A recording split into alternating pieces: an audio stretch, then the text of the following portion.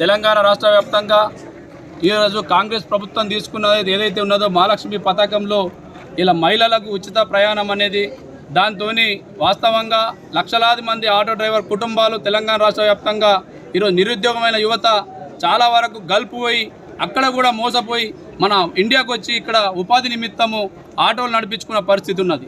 ఇందులో భాగంగా ప్రభుత్వాలు ఎక్కడ కూడా బ్యాంకులో ఇవ్వకపోగా ప్రైవేట్ ఫైనాన్స్లలో ఇలా ఆటోలు తీసుకొని వాళ్ళ కుటుంబాలను పోషించుకున్న తరుణంలో గతంలో ఉన్నటువంటి కేసీఆర్ ప్రభుత్వము ప్రమాదంలో మరణించిన ఆటో డ్రైవర్ కుటుంబానికి 5 లక్షల రూపాయలు ఇస్తా అని చెప్పనేసి హామీని నిలబెట్టుకోకపోవడంతో ఇలా వేరే ప్రభుత్వాన్ని ఎన్నుకోవాలనే ఆలోచనతో కాంగ్రెస్ ప్రభుత్వానికి ఆటో డ్రైవర్లందరూ కలిసి ఓట్లేసి గెలిపించుకుంటే ఇలా గౌరవ ముఖ్యమంత్రి గారు రేవంత్ రెడ్డి గారు తీసుకున్న ఏదైతే నిర్ణయం ఉన్నదో ఈ మహాలక్ష్మి పథకంతో రోడ్ల మీద పడే పరిస్థితి ఆటో డ్రైవర్లు దాపురించింది. కాబట్టి ఇలా రేవంత్ రెడ్డి గారికి మేము దయచేసి ఒకటే మేము రిక్వెస్ట్ చేస్తూ ఉన్నాము. మేము మీ ప్రభుత్వ స్కీమ్లకు మేము వ్యతిరేకం కాదు సార్.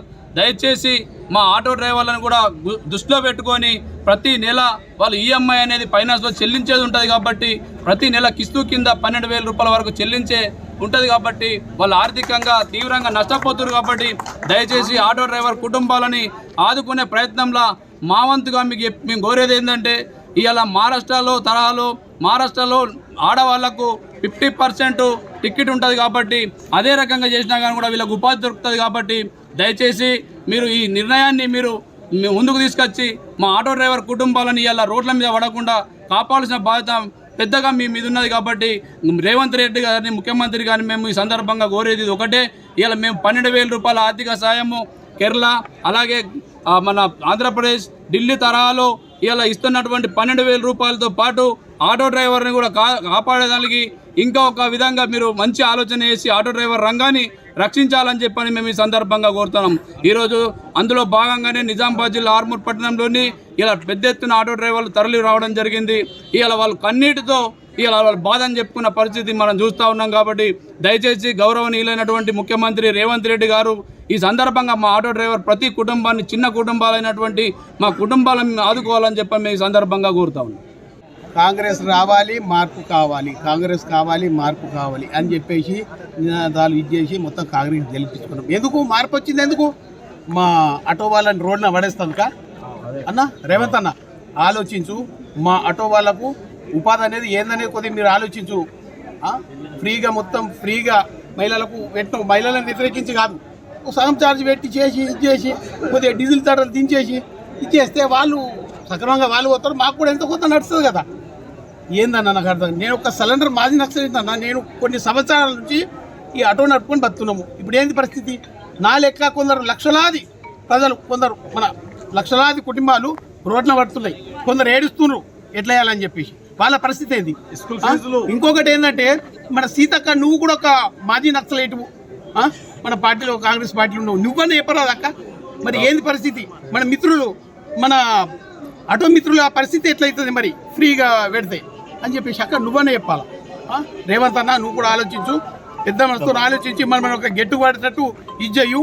ఇంకో విషయం ఏంటంటే ఇంతకుముందు గతంలో తెలంగాణ సాధించుకునేటప్పుడు ఏ రకంగా అమరులైనరో, మొత్తం చాలామంది ప్రాణాలు త్యాగం చేసిర్రో ఆ రకంగా మన ఆటో కార్మికులు కూడా ఆ రకంగా చేసుకోకుండా మీరు కాపాడుకోవాలని చెప్పేసి హెచ్చరిస్తున్నాను. ఇంకో విషయం ఏంటంటే మీ కాంగ్రెస్ ప్రభుత్వము మా ఆటో యూనియన్ వాళ్ళు ఏదన్నా ఎవరన్నా హాని చేసుకున్నట్లయితే ఆ బాధ్యత మన కాంగ్రెస్ ప్రభుత్వం వహించుడు ఉంటుందని చెప్పేసి నేను చెప్తున్నాను. చాలామందికి మేలు జరుగుతుంది, కానీ దాంట్లో నష్టపోతున్నది మా ఆటోలు.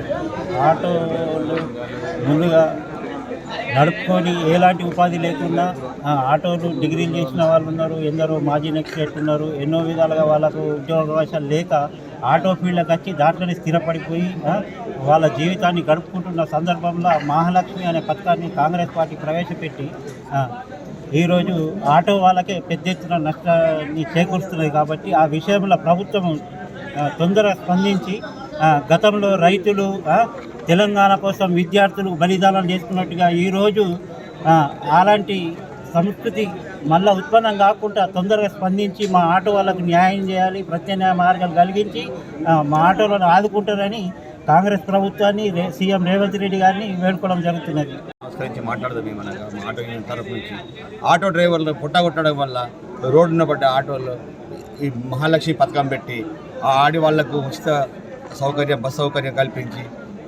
ఒక పంప్ చార్జ్ చేసుకునే పౌరుల నుంచి మొదలుకొని ఒక diesel automobile mechanic auto manufacture వరకు నష్టం జరుగుతుంది. ఇవన్నీ మీరు గమనించి దీన్ని వెంటనే ఏదో ఒకటి మీరు కనుక్కొని మాకు సహాయం చేయగలరని కోరుతున్నాను.